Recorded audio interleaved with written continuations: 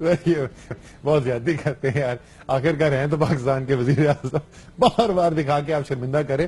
لیکن ارشد، جو مجھے سب سے افسوس ہو رہا ہے نا پچھلے 2 دن کے اندر سے، اس میں تو کوئی میرے خیال میں کوئی بچا نہیں. پاکستان میں آپ جا کے کوئی بورے والا کے قریب گاؤں میں بھی کسی بچے سے پوچھ لیں تو اس کو بھی پتا چل گیا ہوگا ابھی تک کہ ہمارا وزیر اعظم جو ہے وہ اربوں روپے کے اثاثے چھپاتا پھر رہا تھا اور وہ پکڑا گیا، رنگے ہاتھوں پکڑا گیا. لیکن جو مجھے اس وقت افسوس ہو رہا ہے کہ جو درس پاکستان کے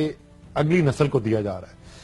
اس وقت وزیر اعظم کا وکیل پچھلے 2 دن سے کھڑا ہو کر کبھی وہ امریکہ کے، کبھی آسٹریلیا کے، کبھی برطانیہ کے کیس اسٹڈی، آج تو ہیومن رائٹس کنونشن بھی ان کو یورپ کے یاد آ گئے، اور وہ تمام 2 دن کی تقریر جو ہے اس کا صرف لب لباب یہ ہے کہ جناب وزیر اعظم جو ہے اس کو پورا حق حاصل ہے کہ وہ قوم کے ساتھ جھوٹ بولے. یہ لب لباب ہے ان کی ساری یہ تقریر جو کا. جکی فیکٹری کا انہوں نے کہا تھا دستاویزات موجود ہیں، مخدوم علی خان صاحب نے ابھی تک پیش کیے ہیں وہ جدہ والے ڈاکومنٹس؟ ابھی تک ہم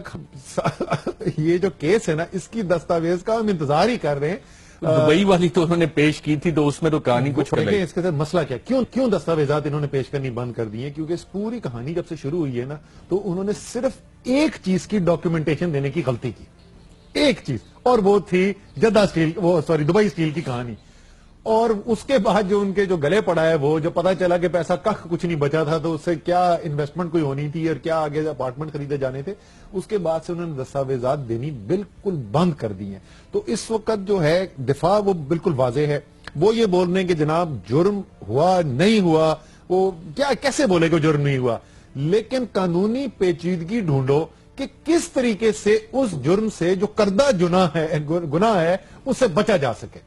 یہ پاکستان کے وزیر اعظم اور 3 دفعہ منتخب ہونے والے وزیر اعظم کا دفاع ہو رہا ہے، ساری قوم دیکھ رہی ہے. میرے خیال میں جمہوریت کی جو جڑیں کاٹنے کا اس سے بہترین طریقہ نہیں ہو سکتا جو پچھلے 2 دن سے وزیر اعظم کے وکیل کر رہے ہیں. ڈاکٹر اکرام الحق صاحب، میں آپ کا ایک